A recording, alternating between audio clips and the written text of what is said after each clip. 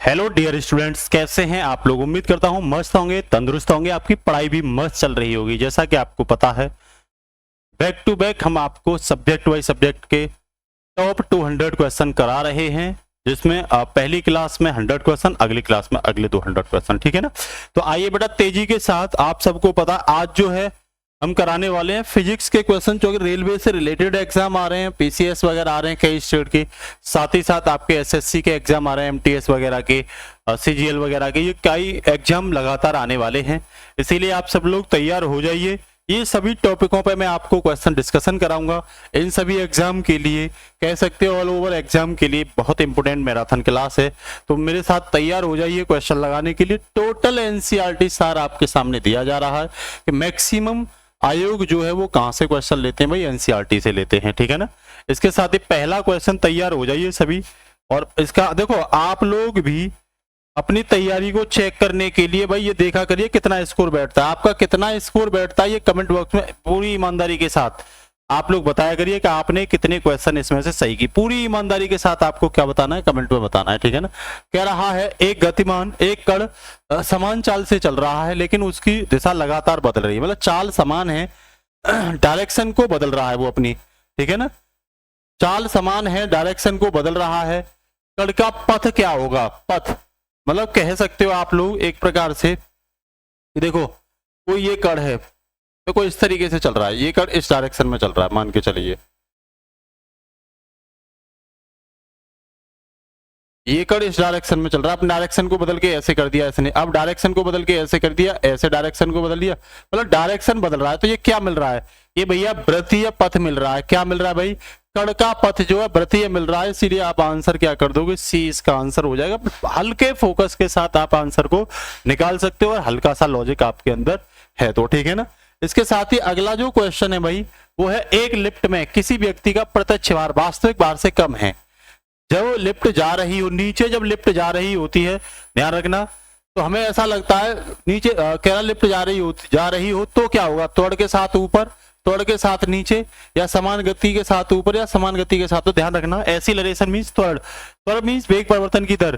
तो तुम्हें त्वरण के साथ वो नीचे जाता हुआ क्या होगा, महसूस होगा। तो त्वरण के साथ नीचे जाता हुआ भाई इसका क्या हो जाएगा, आंसर हो जाएगा। कभी आप लिफ्ट में जब जाओ तो महसूस भी करना, आपको ऐसा ही लगेगा। ठीक है। अगर किसी एक समान वृत्तीय गति में वेग और त्वरण दोनों ही नियत रहते हैं, चाल व त्वरण दोनों ही नियत रहते हैं, वेग और त्वरण दोनों ही परिवर्तित रहते हैं, या चाल व त्वरण दोनों ही परिवर्तित रहते हैं। तो ध्यान रखना, वेग और त्वरण जो होते हैं वो भैया कांस्टेंट होते हैं, नियत रहते हैं, है ना। समान वृत्तीय गति हो रही है, समान, देखो वृत्तीय गति समान होने का मतलब ही क्या है, वृत्तीय गति समान होने का मतलब ही यही होता है। मान लो ये वृत्त है और इसमें कोई भी पार्टिकल्स क्या कर रहा है, गति कर रहा है, तो यहाँ वेग, ठीक है ना, वेग और त्वरण दोनों ही क्या रहेंगे, कांस्टेंट रहेंगे।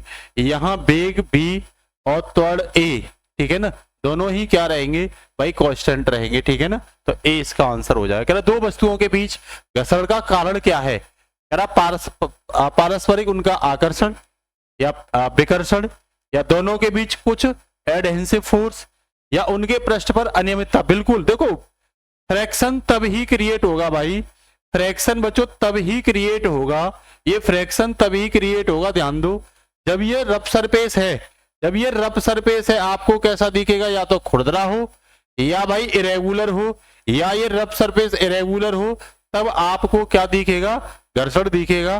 तो आप इसका आंसर सीधे तरीके से क्या कर सकते हो, सीधे तरीके से कर सकते हो कि उसके पृष्ठों पर अनियमितता होनी चाहिए। पृष्ठ अगर रेगुलर है तो नहीं होगा, ठीक है ना, अनियमितता होनी चाहिए, या तो घर्षण होना चाहिए। ठीक है ना। तो ये इसका डी आंसर हो जाएगा। कह रहा है जब लोलक घड़ी की लंबाई चौगुनी कर दी जाती है तब उसकी समय अवधि आवर्तकाल पर क्या प्रभाव पड़ता है। तो भैया देखो, लोलक की घड़ी जब चौगुनी करोगे ना, लोलक की जितनी लंबाई होती है आवर्तकाल उसका आधा होता है, ध्यान रखना। तो लंबाई चौगुनी कर रहे हो तो भैया समय अवधि आवर्तकाल क्या हो जाएगा, आवर्तकाल होता है किसी एक चक्कर में, किसी एक राउंड में। मान लो ये क्या है, ये कोई घड़ी है या कोई भी वृत्तीय गति मान के चलिए, तो एक राउंड कंप्लीट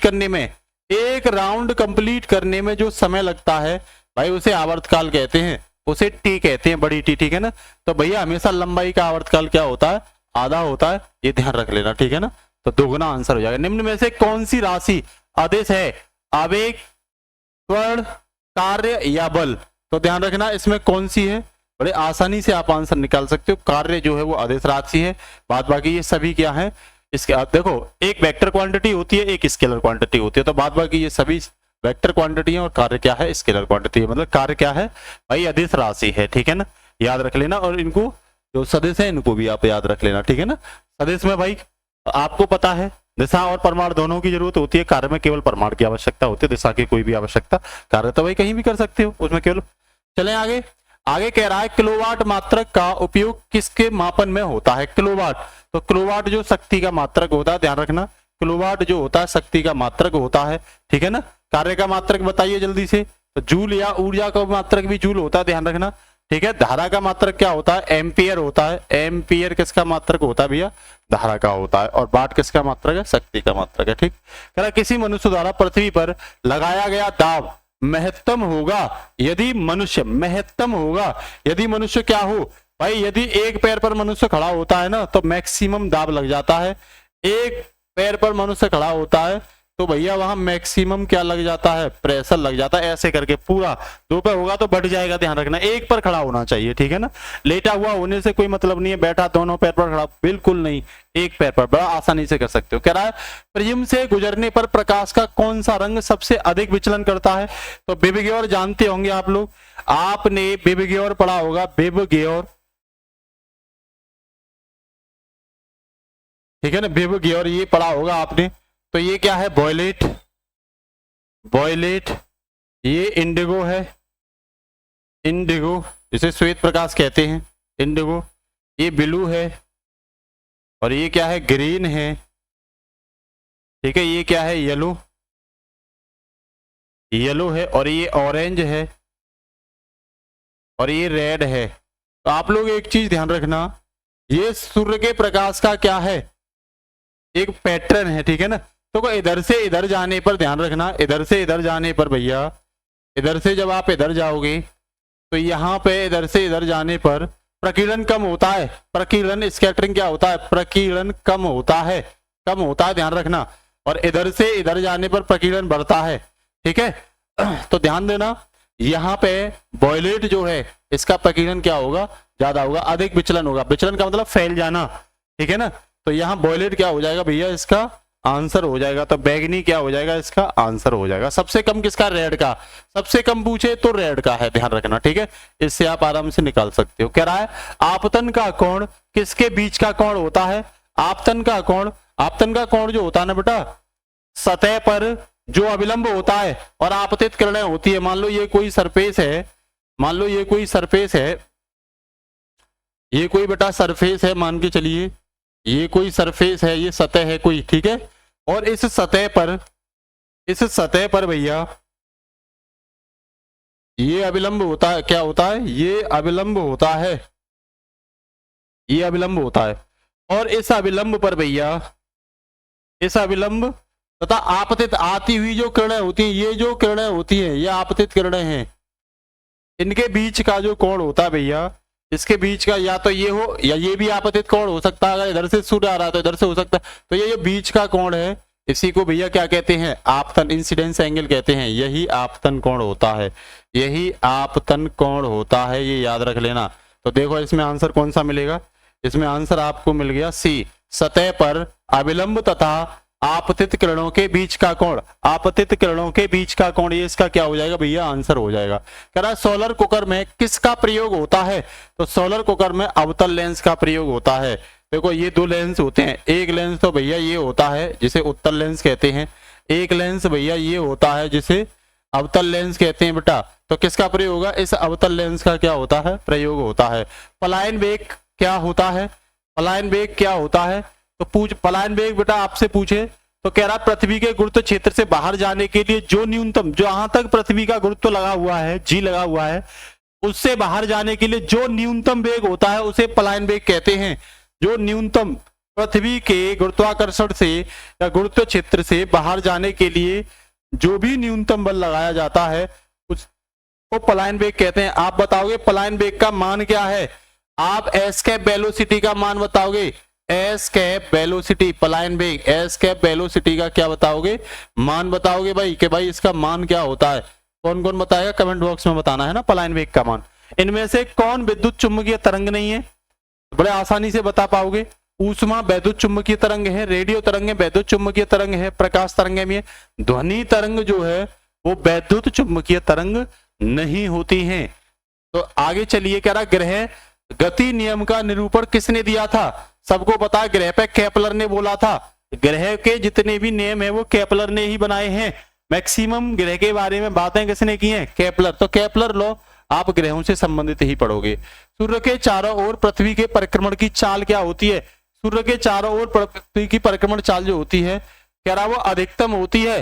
अधिकतम होती है जब पृथ्वी सूर्य के निकट होती है, जब सूर्य के पास होती है, जब भैया पृथ्वी की चाल सबसे ज्यादा होती है। ठीक है ना, ये मैंने ज्योग्राफी में पढ़ाया है आपको।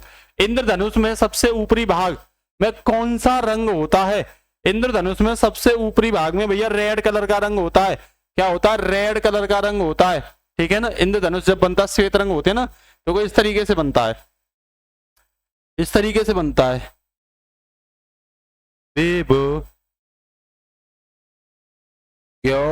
तो सबसे ऊपर कौन सा रंग है भैया, आराम से आप लोग बता देना कि भैया सबसे ऊपर जो है वो रेड है। सबसे ऊपर कौन सा है, रेड है।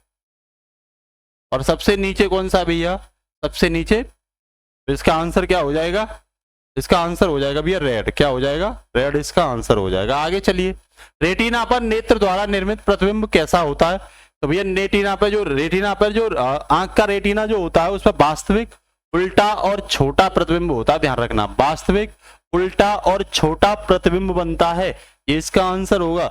आगे कह रहा है लेंस किससे बनता है, सबको पता है लेंस फ्लिंट कांच जो होते हैं, फ्लिंट कांच से लेंस बना होता है। फ्लिंट कांच जो होते हैं उनसे भैया लेंस बना होता है। विद्युत चुम्बकीय प्रेरण पर आधारित युक्ति है, तो भैया विद्युत चुम्बक प्रेरण पर आधारित डायनोमा है। डायनोमा यांत्रिक ऊर्जा को वैद्युत ऊर्जा में बदलता है, ध्यान रखना। आगे कह रहा है भैया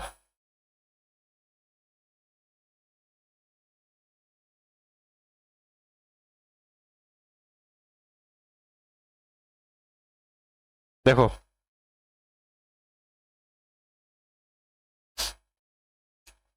परम शून्य ताप पर अर्धचालकों में वैद्युत प्रतिरोध होता है भैया अनंत होता है, मैक्सिमम होता है, संपूर्ण होता है। ध्यान रखना, परम शून्य ताप पर 0 डिग्री सेल्सियस ताप को परम शून्य ताप कहते हैं, या -273 सेल्सियस ताप को परम शून्य ताप कहते हैं।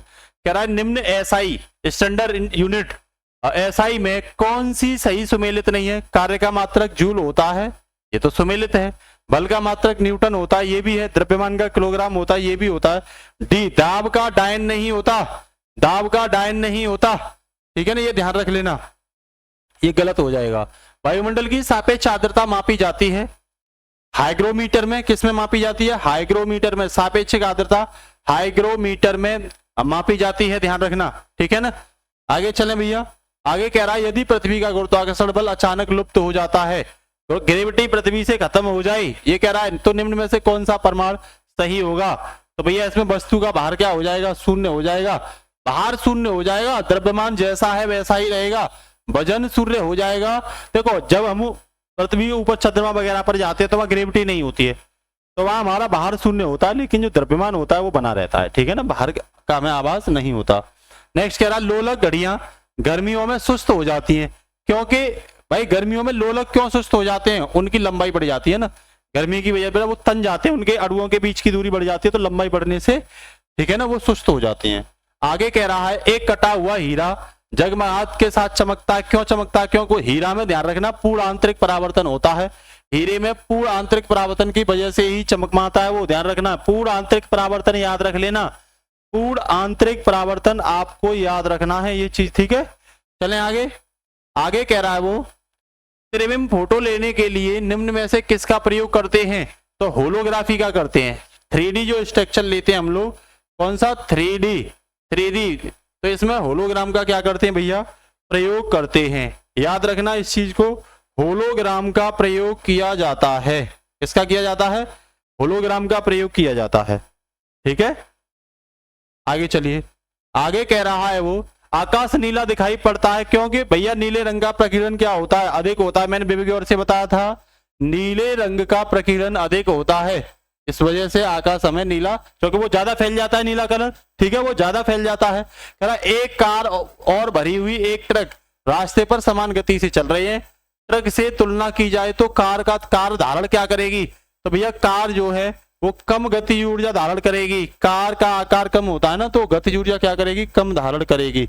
नेक्स्ट कह रहा वृत्ताकार पथ के चारों ओर पिंड की गति किसका उदाहरण है। कोई वृत्ताकार पथ है, उसके चारों ओर अगर कोई पिंड गति कर रहा है, इस वृत्ताकार पथ के चारों ओर यदि कोई पिंड गति कर रहा है, ये पूछ रहा है वो, यदि कोई पिंड गति करता है वृत्ताकार पथ के चारों ओर तब क्या होगा, तो कह रहा है वो वेग जो है वो, सॉरी वेग तो समान रहेगा लेकिन त्वरण क्या होगा, बदलता रहेगा। तो देखो यहाँ कुछ और होगा, ऊपर चढ़ने पर कुछ और होगा, तो वेग परिवर्तन की दर को क्या कहते हैं, त्वरण कहते हैं। तो त्वरण बदलेगा लेकिन वेग वही रहेगा, त्वरण बदलेगा लेकिन वेग वही रहेगा, तो कह रहा समान वेग रहेगा, परिवर्तित त्वरण रहेगा। ऐसी स्थिति में कोई साइकिल सवार किसी मोड़ में घूमता है तो क्या होता है, तो भैया साइकिल जो होती है वो भीतर की ओर क्या करती है, भीतर की ओर वो झुक जाता है, मोड़ पर है ना, मोड़ पर अंदर की ओर झुकते नहीं झुकते, ठीक है भैया। आगे कह रहा है एक अंतरिक्ष यात्री पृथ्वी तल की तुलना में चंद्रमा तल पर अधिक ऊंची छलांग लगा सकता, क्यों भाई, पृथ्वी के तल की तुलना में चंद्रमा पर अधिक लगा सकता, क्यों, वहां ग्रेविटी क्या होती है भैया, ग्रेविटी जो होती है वो बहुत कम होती है। ग्रेविटी आपको नीचे की ओर ले जाती है पृथ्वी की ओर, लेकिन चंद्रमा पर तो होती नहीं है, इसीलिए व्यक्ति ऊपर की ओर क्या होता है, आपने देखा नहीं है कई चंद्रयान मिशन वगैरह पर जो व्यक्ति जाते हैं, ठीक है ना, तो वो ऊपर से उठते हुए दिखाई देते हैं, क्योंकि वहां ग्रेविटी काफी कम होती है, ग्रेविटी ज्यादा नहीं होती। प्रकाश के एक बिंदु स्रोत को दो समांतर समतल दर्पणों के मध्य रखने पर कितने प्रतिबिंब बनेंगे, भैया दो स्रोतों के, कह रहा दो समांतर समतल दर्पण हैं, उनके मध्य अगर आप रखोगे तो कह नहीं सकते हो आप अनंत बनेंगे। कितने बनेंगे भैया, अनंत बनेंगे, ध्यान रखना, अनंत प्रतिबिंब बनेंगे, इस चीज को ध्यान रखना। कह रहा जल में वायु का बुलबुला जिसकी भांति व्यवहार करेगा वह, बेटा जल में वायु का बुलबुला जो है वो अवतल लेंस की भांति, जल में वायु का बुलबुला अवतल दर्पण नहीं अवतल लेंस की भांति क्या करता है, कार्य करता है, ठीक है। कह रहा है जब लाल नीले तथा हरे प्रकाश का पुंज एक स्थान पर पड़ता है तब प्रकाश का रंग कैसा हो जाता है, तो ये जब प्रकाश का रंग जो है व्हाइट हो जाता है, सफेद हो जाता है। इसके साथ ही नेक्स्ट कह रहा तेल का एक बैरल, तेल का एक बैरल वगैरह, देखो खाड़ी देशों से जो हम तेल लाते हैं वो बैरल में लाते हैं, एक बैरल बराबर 159 लीटर के होता है, 155 लीटर के बराबर होता है, ये कई बार बता चुका हूं। हमारे शरीर में रक्त का दाब, तो भैया ये वायुमंडलीय दाब से अधिक होता है, अगर वायुमंडलीय दाब से कम होगा ना, वायुमंडलीय दाब से कम होगा तो ब्लीडिंग होना स्टार्ट हो जाएगी, वेसल्स फट जाएंगी, ठीक है ना, तो वायुमंडलीय दाब से क्या होता है भाई, अधिक होता है।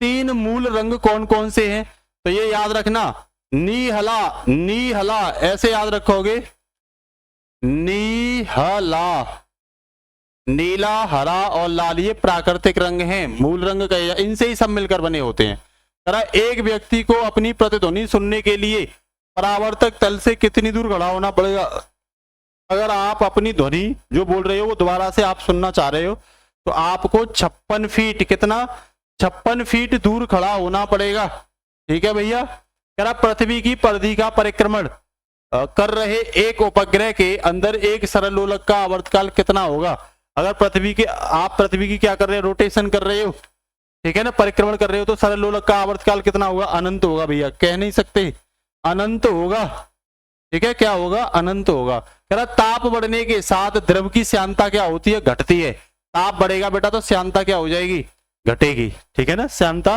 विस्कोसिटी क्या होगी, घट जाएगी, ताप घटेगा तो विस्कोसिटी बढ़ेगी, ठीक है।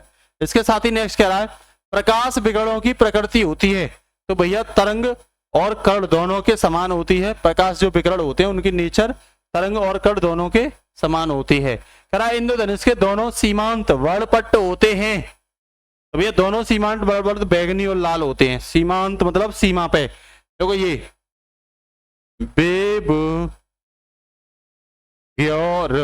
तो सीमा, मार्जिनल सीमा पे क्या है बेटा, सीमा पर देखो इधर जो देख रहे हो आप ये बैगनी है, इधर जो देख रहे हो ये क्या है, इधर जो देख रहे हो भैया ये रेड है, तो कहां भैया बैगनी और रेड आंसर इसका हो जाएगा, ठीक है ना। आगे कह रहा है निम्नलिखित में से किसमें उच्चतम ऊर्जा होगी, भैया ऊर्जा उसमें ज्यादा होगी, नीले प्रकाश की जो ऊर्जा होगी भैया वो ज्यादा होगी, किसमें उच्चतम ऊर्जा होगी? नीले प्रकाश में होगी, याद रखना। निम्नलिखित में से किस परिघटना का उपयोग ऑप्टिकल फाइबर में किया जाता है? तो भैया पूर्ण आंतरिक परावर्तन का उपयोग हीरे में क्या होता है? पूर्ण आंतरिक परावर्तन। भैया ऑप्टिकल फाइबर का उपयोग पूर्ण आंतरिक परावर्तन में ही किया जाता है। कह रहा पानी में भरी डाट लगी बोतल जमने पर टूट जाएगी। क्यों टूट जाएगी भैया? कि जमने पर जल का जो आयतन है वो बढ़ जाता है। ध्यान रखना, जल का आयतन बढ़ जाता है, इसीलिए आयतन बढ़ेगा तो भैया वो बाहर निकलने का प्रयास करेगी, नहीं तो तोड़ देगी। ठीक है, आगे कह रहा है भू-स्थिर उपग्रह का क्रांतिकाल या परिभ्रमण समय कितना होता है? तो जो जियो स्टेशनरी होते हैं उनका 24 घंटे होता है भैया। आवर्तकाल कितना होता है? 24 घंटे होता है। वायुमंडल पृथ्वी से क्यों जुड़ा रहता है? भाई इसीलिए जुड़ा रहता है कि पृथ्वी के गुरुत्व के कारण पृथ्वी इन्हें इधर उधर कणों को जाने नहीं देती। सब कण पृथ्वी की ओर क्या करते हैं? आकर्षण करते हैं। किसके कारण? गुरुत्वाकर्षण की वजह से। ग्रेविटी पृथ्वी को हर पार्टिकल वगैरह हर एक स्रोत को अपनी ओर खींचती है, हर एक ऑब्जेक्ट को अपनी ओर खींचती है गुरुत्व की वजह से, तभी वायुमंडल बना रहता है। ठीक है ना। कह रहा अंतरिक्ष, अगर पृथ्वी पर गुरुत्व नहीं होगा पृथ्वी का अपना, तो ये वायुमंडल भाग जाएगा, पलायन कर जाएगा। ठीक है। कह रहा अंतरिक्ष यात्री द्वारा अंतरिक्ष यान से बाहर कोई वस्तु गिराए जाने पर वह वस्तु क्या सतह पर गिर जाएगी, स्थिर बनी रहेगी, या अंतरिक्ष यान की गति का अनुसरण करेगी? बिल्कुल, जो वस्तु अगर अंतरिक्ष से गिराओगे तो वो अंतरिक्ष यान का क्या करेगी? अनुसरण करेगी, फॉलो करेगी। ठीक है ना। कह रहा दक्षिण ध्रुवीय शोध के लिए स्थापित प्रथम भारतीय स्टेशन का नाम बताइए। तो भैया हमने दक्षिणी गंगोत्री बनाया था अंटार्कटिका पे। कहाँ है ये? अंटार्कटिका पे है। ठीक है ना, है अंटार्कटिका पे, लेकिन नाम इसका दक्षिणी गंगोत्री है, याद रखना। ठीक है ना। चलें भैया आगे। कह रहा निम्न में से कौन सुमेलित नहीं है? सुमेलित बताना है आपको। तो इसमें जो है नेशनल इंस्टीट्यूट फॉर ओशनोग्राफी, ये गोवा में है, सही बात है। National centre for ocean information services, ये भैया हैदराबाद में है, बिल्कुल सही है, Telangana. National institute of ocean technology, ये चेन्नई में है। आर्कटिक स्टडी ऑफ सेंटर, ये बेंगलुरु में नहीं है।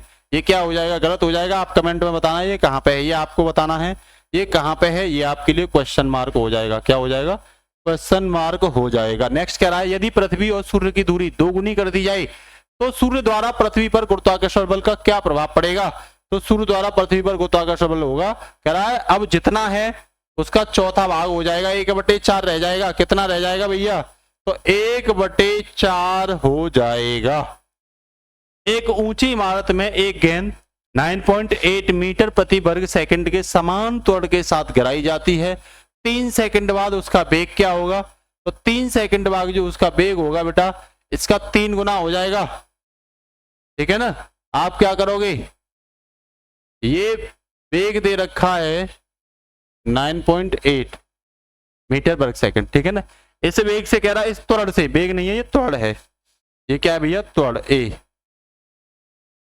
ये त्वरण दे रखा है।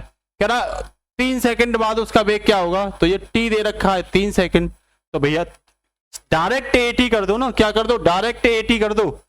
जब आप इसका वेग देखोगे तो वेग बी बराबर क्या कर दो? ए इंटू टी। ए कितना दे रखा है? 9.8 और 3, ये क्या हो जाएगा?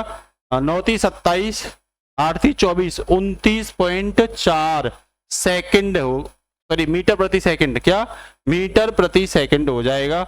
ये इसका आंसर हो जाएगा। तो देखिए कौन सा है? तो इसका आंसर है भैया सी। क्या है? सी हो जाएगा। ठीक है। चलिए आगे।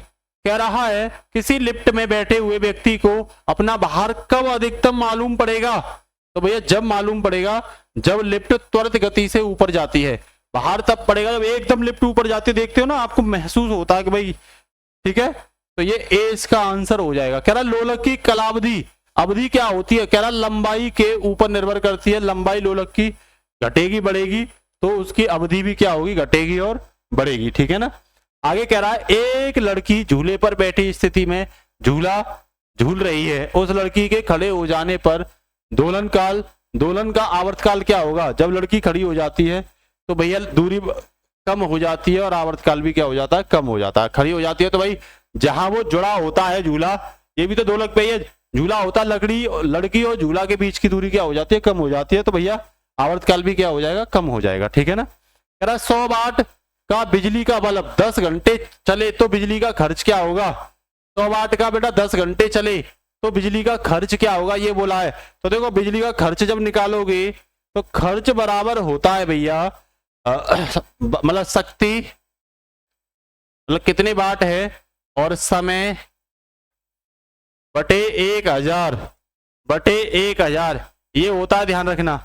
ठीक है, शक्ति कितनी है आपके पास 100 वाट और 10 घंटे बटे 1000, तीनों जीरो काट दो, एक आंसर आ जाएगा, 1 यूनिट आ जाएगा। कितनी खर्च होगी 1 यूनिट खर्च होगी, ध्यान रखना कितनी खर्च होगी 1 यूनिट खर्च होगी, याद रखना। ठीक है, 1 किलो घंटे का मान होता है भैया 1 किलो घंटे का मान 3.6 इंटू 10 की पावर 6 जूल होता है।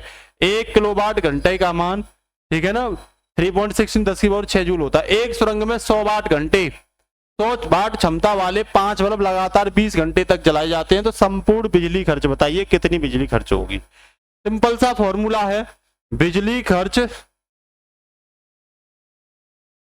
जब आपको भैया बल्ब भी दे रखे हो तो तब क्या करोगे, तो आप लिखोगे बिजली खर्च बराबर, हल्का सा चेंज होगा तो ये होगा बेटा शक्ति इनटू बल्ब की संख्या, बल्ब संख्या इनटू बेटा समय। अब इसने बल्ब दिया है तो बल्ब की संख्या और बटे 1000 ये होगा। तो देखना ये कितना है 100, ये कितना है 5 और ये कितना है 20 सेकंड बटे 1000। 1 2 3 0 1 2 3 0 5 दूनी 10, तो भैया 10 यूनिट क्या हो जाएगा आंसर हो जाएगा, और इसका 10 यूनिट क्या हो जाएगा बच्चों आंसर हो जाएगा। बताइए कोई दिक्कत किसी को, मेरे हिसाब से नहीं होनी चाहिए। कह रहा है एक मकान में 2 बल्बों में से एक दूसरे से अधिक रोशनी देता है, तो ये दोनों में किस बल्ब में उच्चतर अवरोध होगा, तो मंद रोशनी देने वाले का अवरोध बल्ब में ज्यादा होगा, जिसकी रोशनी कम है उसका उच्चतर अवरोधक होगा। ठीक है, इसकी रोशनी कम होगी। विद्युत ऊर्जा को यांत्रिक ऊर्जा में बदलने वाली युक्ति है, तो भैया ये विद्युत मोटर होती है। क्या होती है विद्युत मोटर, विद्युत ऊर्जा को यांत्रिक ऊर्जा में, डायनोमा जो है यांत्रिक ऊर्जा को विद्युत ऊर्जा में चेंज करता है। ठीक है ना, आगे चलिए। कह रहा घरेलू विद्युत तार स्थापन मूलतः, तो घरेलू जो होते हैं ना वो समांतर संबंध में क्रम में होते हैं, समांतर श्रेणी में होते हैं। ठीक है ना, समांतर श्रेणी में होते हैं। कह रहा सामान्य ट्यूबलाइट में कौन सी गैस होती है, तो भैया आर्गन और मरकरी गैस भरी होती है। सामान्य जो ट्यूबलाइट होती है उनमें AR मतलब आर्गन, मरकरी मतलब Hg, ये गैसें क्या होती हैं भैया भरी होती हैं।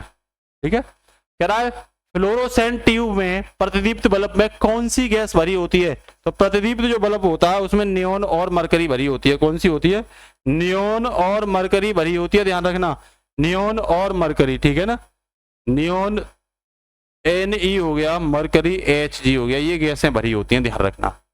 ठीक है, आगे कह रहा है निम्न में से किस भौतिक राशि के विमीय सूत्र समान नहीं है, तो बल और दाब के विमीय सूत्र क्या नहीं है भाई समान नहीं होते। नेक्स्ट कह रहा है निम्न में से किसकी एक ही इकाई है, तो भैया कार्य और बल आघूर्ण की इकाई दोनों की एक ही होती है। आप बताओगे कार्य और बल की इकाई क्या होती है, इसकी मात्रक क्या होता है, जल्दी से बता देना आप कमेंट में। ठीक है ना, होता एक ही है। कह रहा दूध को मथने से क्रीम के अलग हो जाने का कारण क्या है, अपकेंद्र की वजह से। अपकेंद्र बल बाहर की ओर लगता है और अभिकेंद्र बल केंद्र की ओर लगता है, तो अपकेंद्र क्या कर देता है उसे अलग कर देता है। अपकेंद्र क्या कर देता है बेटा, उसे अलग कर देता है, अपकेंद्रीय बल है ना, बाहर की ओर लगता है ये। नेक्स्ट कह रहा है रॉकेट किस सिद्धांत पर कार्य करता है, सबको पता है न्यूटन के तृतीय लॉ पर करता है, थर्ड लॉ ऑफ न्यूटन पर रॉकेट क्या करता है, ठीक है, डिपेंड करता है। निम्न में से कौन सा नियम बल की प्रकृति बताता है, कौन सा नियम जो है वो बल की प्रकृति को बताता है, याद रखना न्यूटन का तीसरा नियम जो है ना वो नेचर ऑफ फोर्स को बताता है। कह रहा अश्व यदि एकाएक चलना प्रारंभ कर दे तो अश्वारोही के गिरने की आशंका का कारण क्या होगा। एकाएक चलना प्रारंभ कर दे तो भैया विश्राम जड़त्व अवस्था में हो जाएगा, विश्राम जड़त्व अवस्था में हो जाएगा।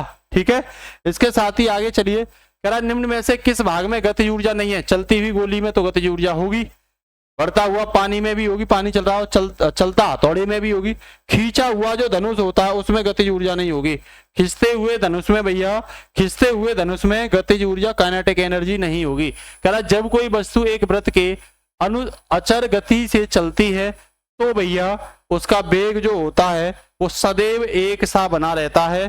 तो उसका वेग जो होता है वो सदैव एक सा बना रहता है। कह रहा अगर किसी झील के तल से ऊपर आते हुए बुलबुले के आयतन में वृद्धि होती है तो उस बुलबुले पर लगने वाला दाब क्या होगा?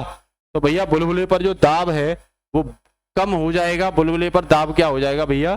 कम हो जाएगा। ठीक है ना, झील के तल के ऊपर बुलबुला जो है ना उसके आयतन में अगर वृद्धि कर दो तो भैया उस बुलबुले पर लगने वाला जो दाब होगा वो क्या हो जाएगा? कम हो जाएगा। हाइड्रोजन से भरा रबड़ का गुब्बारा वायु में ऊपर जाकर फट जाता है। क्यों फट जाता है? क्योंकि ऊपर जाकर वायु दाब घट जाएगा तो गुब्बारे के अंदर जो गैस भरी है वो अपना दाब लगा करके उसे क्या कर देगी? बाहर की ओर निकालने का प्रयास करेगी और गुब्बारा उतने में ही क्या हो जाएगा? फट जाएगा। ठीक है ना। आगे कह रहा है द्रव का दाब किस पर निर्भर नहीं करता है? तो भैया बर्तन के आकार पर निर्भर नहीं करता। बर्तन का आकार कितना बड़ा है, छोटा है, कितना ऊंचा है, द्रव का दाब उस चीज पर निर्भर नहीं करता है। ये ध्यान रख लेना। ठीक है ना। बर्तन का क्षेत्रफल कितना है इस पर निर्भर करता है। द्रव्यमान वजन कितना है उस पर करता है। ऊंचाई द्रव का जो कॉलम है उसकी ऊंचाई कितनी है उस पर भी निर्भर करता है। ठीक है। कह रहा प्रकाश सीधी रेखा में चलता प्रतीत होता है क्योंकि भैया प्रकाश जो तरंग दैर्ध्य है वो बहुत छोटी होती है, इसीलिए वो सीधी रेखा में चलता है, इधर उधर नहीं चलता है। ठीक है। तरंग दैर्ध्य क्या होती है? बहुत छोटी होती है। इस तरीके से चलता है प्रकाश, इस तरीके से। तो तरंग दैर्ध्य इसकी क्या होगी? काफी कम होगी। तरंग दैर्ध्य होती है स्रग और गर्त के बीच की दूरी। ये जो डिस्टेंस है इसे लैम्डा कहते हैं, तरंग दैर्ध्य कहते हैं। ठीक है ना। ये कम होता है। नेक्स्ट कह रहा है प्रकाश की गति है। प्रकाश की चाल क्या होती है? 3 × 10⁸ मीटर प्रति सेकंड। 3 × 10⁸ मीटर प्रति सेकंड क्या होती है? प्रकाश की चाल होती है। प्रकाश का वेग अधिकतम कहाँ पे होगा? तो निर्वात में होता है, क्योंकि निर्वात होता है ना उसमें कोई भी पार्टिकल्स नहीं होते जिससे कि प्रकाश उनसे टकराएगा, इसीलिए प्रकाश तेजी के साथ चलता है। कह रहा जब प्रकाश एक माध्यम से दूसरे माध्यम में जाता है तो कौन सा एक अपवर्तित रहता है? तो भैया आवृत्ति पर कोई प्रभाव नहीं पड़ेगा। प्रकाश की आवृत्ति में कोई भी दिक्कत नहीं आएगी। तीव्रता बदलेगी, वेग बदलेगा, तरंग दैर्ध्य बदल सकती है, लेकिन आवृत्ति पर कोई चेंज नहीं आएगा।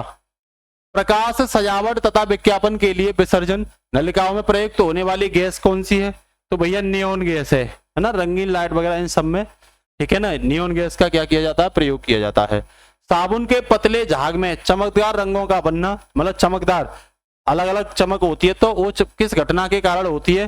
तो भैया वो जो होती है वो बहुलित परावर्तन और व्यतिकरण के कारण होती है। बहुलित परावर्तन और व्यतिकरण के कारण होती है। याद रखोगे ना इस चीज को। नेक्स्ट कह रहा है मृग मरीचिका का क्या कारण है? बहुत इंपोर्टेंट है, कई बार पूछा गया है। तो प्रकाश का पूर्ण आंतरिक परावर्तन, ये हीरे में भी पाया जाता है। ये मृग मरीचिका का क्या होता है? कारण होता है। इसके बाद कह रहा है दूरदर्शन प्रसारण में श्रव्य संकेतों का प्रेषण करने के लिए प्रयुक्त तकनीकी। तो आवृत्ति मॉड्यूलम जो होता है वो फोरकास्टिंग में, दूरदर्शन प्रसारण में जो सुनने वाली श्रव्य संकेत होते हैं उनके लिए टेक्नोलॉजी क्या की जाती है? प्रयोग की जाती है। दृष्टि पटल पर जो चित्र बनता है, दृष्टि पटल पर जो चित्र बनता है वो भैया वस्तु से छोटा होता है और उल्टा होता है दृष्टि पटल पर। ठीक है ना। नेक्स्ट कह रहा है पूर्ण सूर्य ग्रहण के दौरान, जब सूर्य ग्रहण पड़ रहा होता है, फुल मून, तो सूर्य को सीधे देखने में आंखों में अपरिवर्तनीय क्षति पहुंचती है। रेटिना का जलना सूर्य की किरणों के निम्न घटकों में से किस एक के कारण होता है? तो भैया अल्ट्रावायलेट रे के कारण रेटिना का क्या होता है? जलना होता है। ध्यान रखना, अल्ट्रावायलेट ये पराबैंगनी किरणें होती हैं, यूवी रे होती हैं, ये बहुत हानिकारक होती हैं। करा किसी तारे का रंग दर्शाता है भैया उसका ताप। तारे का रंग जैसा भी होता है उसके टेम्परेचर पर निर्भर करता है। जैसे जैसे तारे का रंग डार्क होता चला जाएगा उसमें से ताप और ऊर्जा ऊष्मा खत्म होती चली जाएगी। कह रहा हमें वास्तविक सूर्योदय से कुछ मिनट पूर्व ही सूर्य दिखाई देता है, कुछ मिनट पूर्व ही, क्योंकि प्रकाश के अपवर्तन के कारण। ऐसा किसके कारण होता है? प्रकाश के अपवर्तन के। प्रकाश का आना ही प्रकाश का अपवर्तन कहलाता है। प्रकाश का किसी सरफेस से टकराकर वापस चला जाना प्रकाश का परावर्तन कहलाता है। कह रहा है क्षितिज के समीप सूर्य एवं चंद्रमा के दीर्घ वृत्ताकार दिखाई देने का क्या कारण होता है? तो भैया ये कारण होता है अपवर्तन। अपवर्तन के कारण हमें क्षितिज के समीप सूर्य एवं चंद्रमा का जो दीर्घ वृत्त के आकार में दिखाई देते हैं वो अपवर्तन के कारण। कह रहा आकाश नीला दिखाई पड़ता है क्योंकि नीले रंग का प्रकीर्णन सबसे अधिक होता है। नीले रंग का प्रकीर्णन सबसे अधिक होता है भैया। सबसे कम किसका होता है? लाल का। ठीक है, तभी तो सिग्नल वगैरह जो होते हैं वो रेड कलर के होते हैं क्योंकि उनका प्रकाश फैलता नहीं है, जैसा है वैसा ही बना रहता है, जिससे कि दूर से भी रेड कलर क्या होता है, दिखाई देता है। कभी आपने नीले रंग का सिग्नल वगैरह ये नहीं दिखाई दिया होगा, क्योंकि वो फैल जाएगा तो फिर दिखाई भी नहीं देगा। ठीक है, ठीक है भैया, कोई दिक्कत नहीं है। तो आइए, कह रहा है खतरे के संकेतों के लिए लाल प्रकाश का प्रयोग किया जाता है, बस इसका प्रकीर्णन कम होता है, इसीलिए इसका प्रकीर्णन कम होता है, तो लाल प्रकाश भैया फैलता नहीं है, इसीलिए आराम से जैसा है वैसा बना रहता है। खगोलीय दूरदर्शी से बना प्रतिबिंब होता है भैया, ये जो होगा काल्पनिक और बड़ा होगा, काल्पनिक और बड़ा होगा खगोलीय दूरदर्शी से बना प्रतिबिंब। ठीक है, कह रहा अधोलिखित में से कौन सा रंग इंद्रधनुष के मध्य में दिखाई देता है? तो भैया इंद्रधनुष के मध्य में जो है वो दिखाई देता है ग्रीन कलर। कैसा? ग्रीन कलर दिखाई देता है। ठीक है, इसके साथ ही नेक्स्ट कह रहा है दोपहर के 12 बजे किस दिशा में इंद्रधनुष दिखाई देता है? तो सबको पता है, हम देख ही नहीं सकते, 12 बजे तो इतना प्रकाश होता है कि हम इसे देख ही नहीं सकते। ठीक सूर्य के ऊपर प्रकाश होता, कैसे देख लोगे बताइए? नहीं देख सकते ना। नेक्स्ट कह रहा है किसी व्यक्ति का पूरा प्रतिबिंब देखने के लिए एक समतल दर्पण की न्यूनतम ऊंचाई कितनी होनी चाहिए? तो समतल दर्पण की न्यूनतम ऊंचाई व्यक्ति की ऊंचाई का आधा होनी चाहिए। जिस भी ऑब्जेक्ट से देख रहे हो उसका आधा होनी चाहिए जो ऑब्जेक्ट देख रहा है। ठीक है, कह रहा एक समतल दर्पण की वक्रता त्रिज्या क्या होती है? तो एक समतल दर्पण की वक्रता त्रिज्या आप कह नहीं सकते हो, अनंत होती है, इनफाइनाइट होती है। समतल दर्पण की वक्रता त्रिज्या क्या होती है भाई? इनफाइनाइट होती है। मायोपिया कहते हैं निकट दृष्टि दोष को ठीक किया जाता है किसकी वजह से? अवतल लेंस का चश्मा लगा लो, आपको निकट दृष्टि दोष की समस्या क्या हो जाएगी?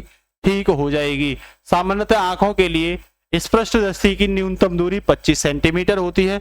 आपको कोई भी चीज देखनी है, तभी तो कहते हैं टेलीविजन वगैरह या मोबाइल फोन वगैरह हमें अगर आंख को संवेदनशील रखना है तो 25 सेंटीमीटर दूर से देखिए। ठीक है ना। चलिए भैया, कह रहा लेंस की शक्ति मापी जाती है भैया डायोप्टर में मापी जाती है। किस में मापी जाती है? डायोप्टर में लेंस की शक्ति को मेजर किया जाता है। आंख के रेटिना की परंपरागत कैमरा के निम्न में से किस भाग में से तुलना की जाती है?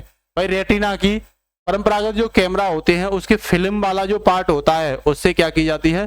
तुलना की जाती है। ठीक है, आगे कह रहा मनुष्य की आंख में किसी वस्तु का प्रतिबिंब जिस भाग पर बनता है वो भैया कौन सी होती है? वो दृष्टिपटल होती है। दृष्टिपटल पर होता है। किस पर होता है? दृष्टिपटल पर होता है। आज का अंतिम क्वेश्चन, एक रंगीन टेलीविजन में 3 आधारभूत रंगों के मिश्रण से बने रंग से बने होते हैं, ये कौन से हैं भैया? रंगीन टेलीविजन जो होते हैं तो लाल, हरा, नीला, यही मूल रंग होते हैं। इन्हीं से तो खेल है पूरा भाई, इन्हीं का तो पूरा खेल है। ठीक है, तो आज बेटा ये टॉप 100 क्वेश्चन हमने आपको कराए। निश्चित रूप से ये जो मैराथन क्लास कर रही है, हर एग्जाम में 3 से 4 क्वेश्चन आपको मिलेंगे। केवल 20, 25, 30 मिनट की क्लास से ही आप अगर 3-4 क्वेश्चन क्लियर करना चाहते हैं तो निश्चित रूप से इन क्लासों को बार बार करिए। कई बार करने से क्वेश्चन आपके दिमाग में क्या हो जाएंगे? भर जाएंगे। और विश्वास करिए ये एनसीईआरटी के 4 क्वेश्चन हैं जो हर एक एग्जाम में आपके लिए पूछे ही जाते हैं। तो आज के लिए इतना ही। नमस्कार, जय Hind, good night, take care, all the best बच्चों। भारत माता की जय।